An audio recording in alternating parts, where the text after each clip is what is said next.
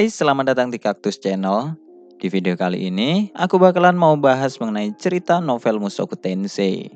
Dan karena video ini nantinya bakalan mengandung spoiler buat kalian yang nonton anime ataupun belum baca novelnya, maka peringatan spoiler.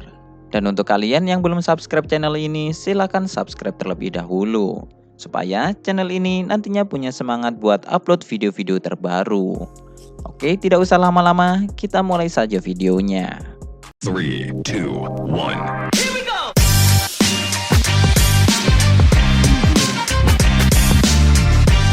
Cerita dimulai dengan Rudis dan Sonoba yang baru saja memasuki kastil Perigius. Dengan dipandu Silvaril, mereka berdua saat ini memasuki sebuah ruangan yang berisikan banyak karya seni seperti patung dan lukisan. Yang mana ternyata Rudis belum pernah melihat hal itu sebelumnya. Karena selama ini Rudis hanya memasuki ruang tamu dan halaman depan saja ketika mengunjungi kastil Perigius.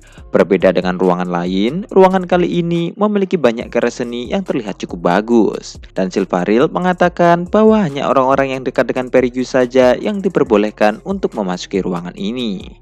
Meskipun tidak langsung mengatakan maksudnya, Rudis tahu bahwa kata-kata itu dikenakan untuk menyindir dirinya. Dan nampaknya Silvaril menjadi membenci Rudius sejak Rudius bekerja sama dengan Orsted. Mendengar perkataan Silvaril, Sanoba kemudian menegur Silvaril dan Sanoba mengatakan bahwa Silvaril tidak boleh merendahkan Rudius karena Rudius adalah orang yang sangat dihormati oleh Sanoba. Dan jika saja dia tidak mendapatkan bimbingan dari Rudius, Sanoba mungkin tidak akan pernah menjadi salah satu orang yang diizinkan Perigius untuk memasuki ruangan ini. Mendengar itu, Silvaril nampak terdiam sebentar dan dia kemudian meminta maaf atas perbuatannya sebelumnya.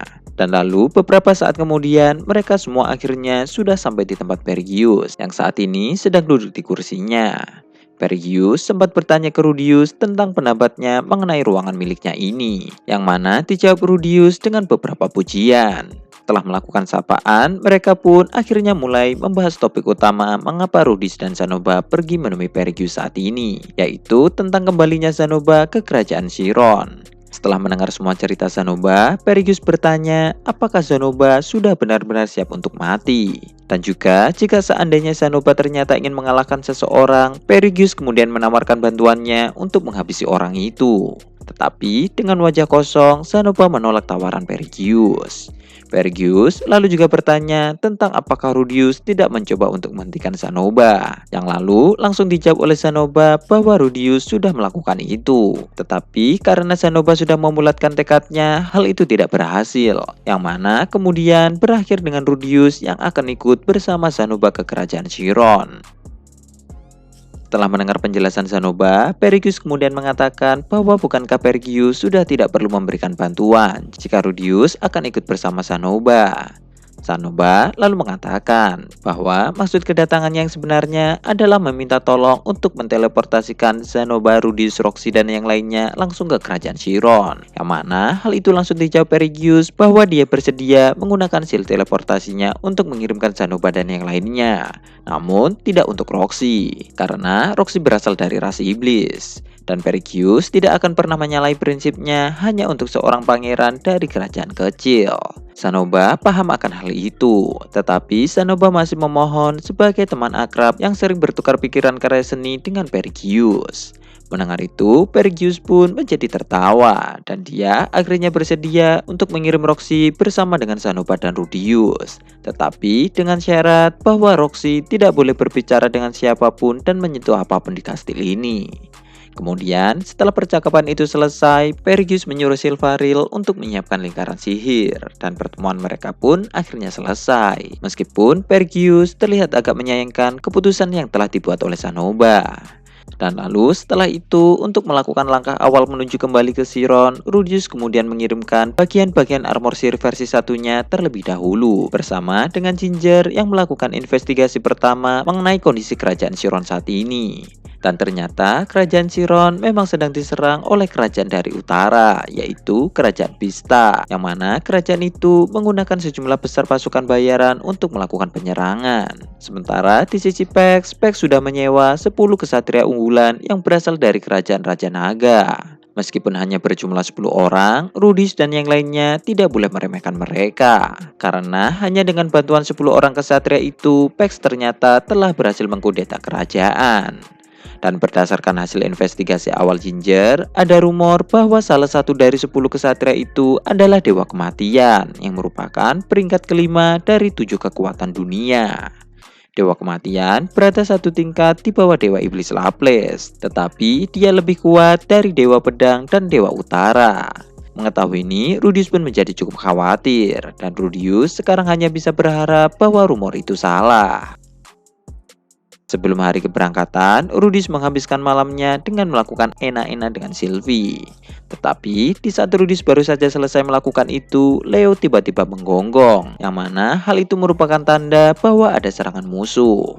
Mendengar itu, Rudius dan Eris langsung bergegas mengambil senjata dan melihat keluar jendela. Dan ternyata orang yang berada di depan pintu rumah bukanlah musuh, tetapi adalah Orsted yang saat ini sedang dijerat oleh akar milik Beat, si monster Trian, yang bertugas menjaga rumah Rudius. Melihat itu, Rudius kemudian meyakinkan Eris dan yang lainnya bahwa itu bukanlah serangan dari musuh. Dan setelah keluarga Rudius menjadi tenang, Rudius kemudian pergi ke kota bersama dengan Orsted. Dan lalu setelah mendapatkan tempat yang aman untuk mengobrol, Orsted kemudian memberitahu Rudius bahwa berdasarkan laporan Rudius sebelumnya, satu di antara 10 orang kesatria yang disewa oleh Pax memang benar adalah sang dewa kematian Randolph Marianne, yang juga merupakan kartu as dari kerajaan Raja Naga. Dan alasan mengapa Dewa Kematian mau membantu Pax kemungkinan karena dia sudah dipengaruhi oleh Hitogami. Berbeda dengan Dewa Pedang lainnya, Dewa Kematian adalah seorang pendekar pedang yang tidak memiliki aliran. Meskipun begitu, Dewa Kematian memiliki teknik mematikan yang bernama Sword of Blessing, yang merupakan gabungan dari teknik Sword of Luring dengan teknik Sword of Hesitation. Teknik Sword of Luring adalah teknik yang memaksa lawan untuk menyerang di saat mereka seharusnya sedang bertahan. Sementara teknik Sword of Hesitation memaksa lawan untuk bertahan di saat mereka seharusnya melakukan serangan. Dengan kata lain, Dewa Kematian bisa menggunakan tekniknya untuk mengendalikan lawan dalam suatu pertempuran.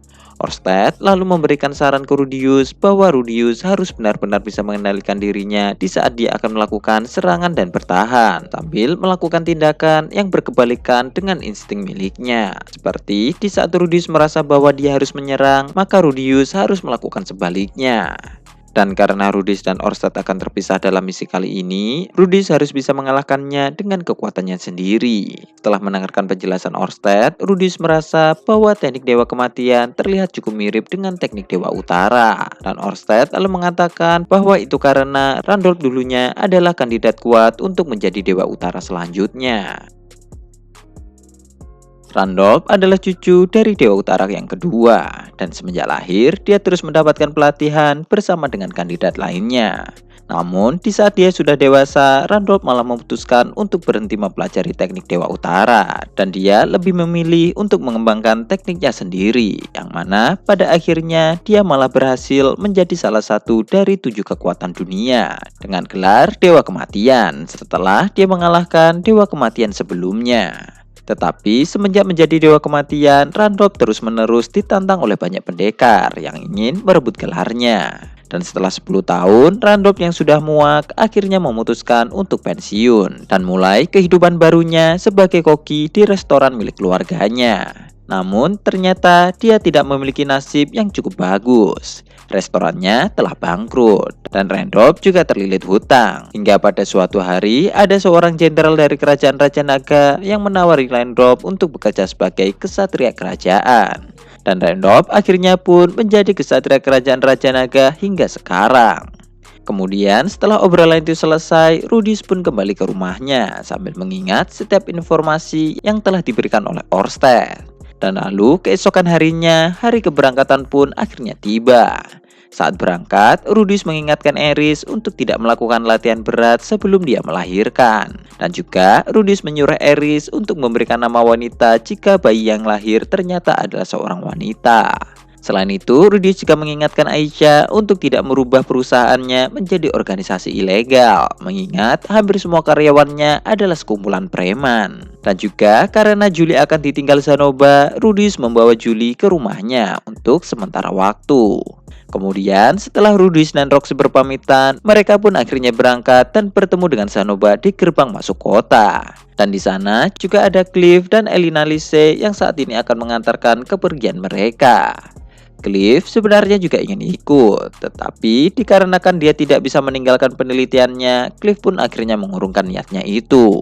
Dan juga sebelum Shanoba berangkat, Cliff pun tidak lupa untuk memberikan khotbah yang sangat panjang. Sementara di sebelahnya, Elina Lise memberitahu Roxy untuk tetap menjaga Rudius, mengingat Rudius masih rentan terhadap tekanan. Dan juga Elina Lise memberikan saran ke Roxy untuk menggunakan teknik enak-enak baru menggunakan susunya untuk menghibur Rudius ketika sudah berada di sana.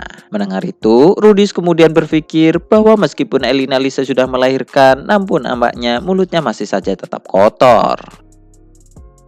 Dan lalu ketika Rudius, Shanoba, Roxy, dan Ginger sudah berada di kastil milik Perigius, di sana sudah ada dua Sukaima yang menyambut kedatangan mereka.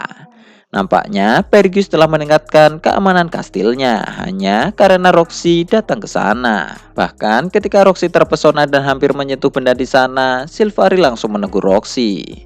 Melihat itu, Rudius menjadi cukup jengkel dan Rudius berpikir bahwa bukankah bawahan Perigius seharusnya lebih sopan lagi karena Rudius saat ini memiliki kucing dan anjing yang sangat pandai untuk menyebarkan rumor buruk di kota.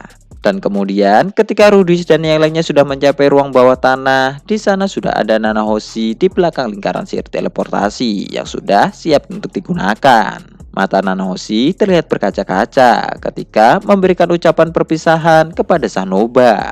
Hal itu mungkin karena Shanoba saat ini bisa kembali ke tempat asalnya. Sementara Nanahoshi saat ini masih belum bisa menemukan cara untuk kembali ke tempat asalnya. Shanoba dan Nanahoshi sekarang telah menjadi temannya akrab. Hal itu mungkin karena Shanoba, Cliff, dan Nanahoshi sering melakukan penelitian bersama. Setelah perpisahan kecil itu, Rudius dan yang lainnya diteleportasikan ke reruntuhan kuno yang terletak di hutan sebelah timur pinggiran kerajaan Chiron. Sesampainya di reruntuhan, Roxy masih terlihat cukup takjub dengan lingkaran sihir teleportasi. Dan Roxy mengatakan bahwa dia mungkin akan bisa menggambar lingkaran sihir teleportasi juga jika sudah menghafalkan formasi sihirnya. Tetapi tak lama setelah itu Roxy mengurungkan niatnya itu karena jika Roxy melakukannya maka Perigius mungkin akan membunuhnya, mengingat Perigius tidak menyukai iblis. Hal itu mungkin karena Perigius tidak ingin ada ras iblis yang bisa berteleportasi ke kastilnya jika Laplace sudah dibangkitkan kembali. Meskipun menurut Rudius hal itu akan sia-sia saja karena menurut Orsted Laplace sejatinya berasal dari ras naga. Jadi akan sangat wajar jika Laplace juga bisa menggunakan teknik teleportasi. Setelah keluar dari reruntuhan, Rudius dan yang lainnya langsung segera pergi ke ibu kota kerajaan Chiron, yang mana akan membutuhkan waktu 5 hari penuh untuk perjalanan. Dan setelah melewati waktu itu, mereka akhirnya sampai di ibu kota tepat pada saat matahari sudah terbenam. Dan mereka langsung menuju ke penginapan yang sudah disiapkan oleh Ginger sebelumnya. Berbeda dengan di saat Rudius terakhir kali di Chiron, kota ini sekarang tidak dilalui oleh banyak petualang. Melainkan saat ini banyak orang yang terlihat seperti prajurit bayaran dan perampok yang membuat suasana kota menjadi cukup tegang. Namun meskipun begitu, Shanoba malah terlihat cukup bersemangat. Dan dia mengatakan bahwa jiwa lelakinya sekarang sedang bersemangat untuk menghadapi pertarungan yang sudah semakin mendekat. Sesampainya di penginapan, Ginger langsung keluar lagi untuk mencari informasi. Sementara Rudius memikirkan rencana yang akan dilakukan besok, di mana Roxy akan bersiap di gerbang istana untuk berjaga-jaga. Sementara Rudius dan Shanoba akan menemui Raja Pex. Rudius terus waspada karena dia tidak tahu apa yang akan terjadi besok. Dan juga ada kemungkinan bahwa Pex mungkin telah menyiapkan Dewa Kematian untuk membunuh Shanoba dan Rudius ketika bertemu dengannya besok. Jika hal itu sampai terjadi, Rudius akan mundur ke kota untuk memakai armor sihirnya dan lalu melawan Dewa Kematian atau memilih untuk kabur. Menurut Orsted, Rudius masih bisa mengungguli Dewa Kematian jika menggunakan serangan jarak jauh. Tetapi dalam kondisi saat ini, Rudius lebih khawatir jika Pex segera memerintahkan Shanoba untuk memimpin pasukan perang daripada kemungkinan melawan Dewa Kematian. Rudius juga memikirkan tentang apa yang harus dia lakukan untuk segera membawa Shanoba kembali ke Saria.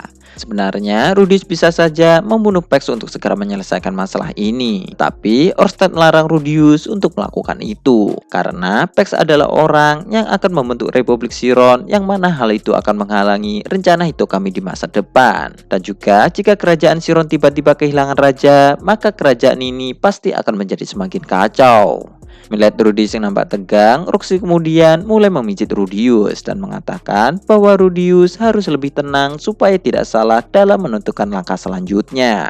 Mendengar itu, Rudius merasa bahwa perkataan Roxy itu benar, dan lalu mereka berdua akhirnya mengobrol hingga akhirnya Rudius tertidur. Keesokan harinya, Rudius dan Sanoba akhirnya pun pergi ke istana. Para penjaga yang melihat Sanoba nampak terlihat tidak percaya bahwa Sanoba benar-benar kembali ke kerajaan. Dan lalu setelah melewati beberapa pemeriksaan, Rudius dan Sanoba akhirnya bertemu dengan Pax yang saat ini sedang duduk di singgasananya dengan ditemani 4 orang lainnya. Tepat di sebelah Pax adalah seorang wanita cantik berambut biru yang terlihat seumuran dengan anak SMP. Tatapan gadis itu nampak kosong, dan Rudius melihat bahwa Pax secara sembunyi-sembunyi mengelus pantatnya. Dan lalu di sisi Pax satunya lagi ada seorang pria kurus dengan penutup mata yang tak lain adalah Radolf sang dewa kematian. Dan setelah berada di depan Pax, Rudius dan Sanoba menundukkan kepala dan melakukan penghormatan kepada Pax yang saat ini adalah raja dari kerajaan ini. Melihat kedatangan Sanoba, Pax kemudian merasa curiga tentang bagaimana cara Sanoba bisa kembali secepat ini. Karena pada umumnya perjalanan dari Saria ke kerajaan Chiron akan memerlukan waktu sekitar 1 tahun. Selain itu, Pax juga tidak menerima laporan tentang kedatangan Sanoba dari wilayah perbatasan. Namun Sanoba menjawab pertanyaan Pax hanya dengan mengatakan bahwa dia memasuki kerajaan Chiron dengan memakai samaran. Pax masih terlihat curiga, tetapi karena dia tidak ingin memperpanjang masalah, Pax kemudian mengganti topik pembicaraan tentang mengapa Sanoba membawa Rudius ke sini. Yang mana hal itu dijawab oleh Sanoba bahwa dalam situasi perang akan sangat menguntungkan jika memiliki penyihir level tinggi, dan Rudius ada di sini untuk membantunya. Mendengar itu, Pax nampak terlihat mengkerutkan keningnya, dan dia mengatakan apakah Sanoba membawa Rudius untuk membunuhnya, mengingat Pax sudah membunuh raja sebelumnya.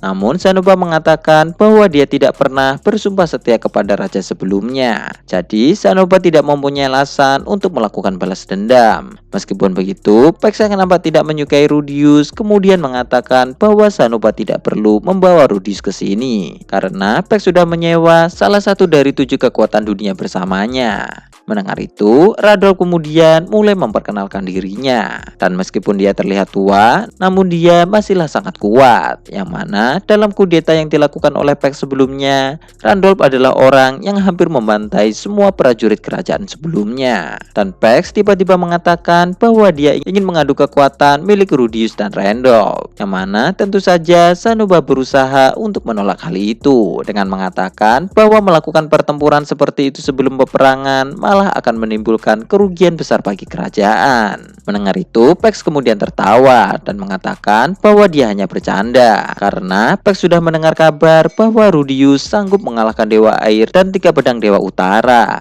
Jadi jika pertarungan itu diadakan dan Radolf malah terluka, Pax nantinya malah akan kehilangan muka di depan kerajaan Raja Naga. Setelah mengatakan itu, Pax kemudian malah menceritakan tentang perubahan yang telah dia alami setelah diasingkan ke kerajaan Raja Naga. Setelah Pax dihajar oleh Sanoba dulu, Pax kemudian diasingkan. Awalnya, Pax tentu saja menyimpan dendam kepada Sanoba dan Rudius. Tetapi pikiran itu kemudian berubah setelah dia bertemu dengan seorang gadis cantik yang dia temui di taman di kerajaan Raja Naga. Gadis itu selalu terlihat sendirian, dan ternyata saat Pax mengajaknya mengobrol, mereka berdua malah menjadi lebih akrab. Sampai akhirnya ada rumor mengenai pangeran buangan dari kerajaan Chiron telah berteman dekat dengan gadis penyendiri di kerajaan Raja Naga. Mendengar rumor itu, Pax kemudian menjadi sangat ingin memenggal orang-orang yang menyebarkan rumor itu. Tetapi karena di sana Pax tidak memiliki apa-apa, Pax akhirnya hanya bisa menangis di kasurnya. Yang mana berkat hal itu, Pax kemudian bertekad untuk berubah dan membalas orang-orang yang telah menghinanya.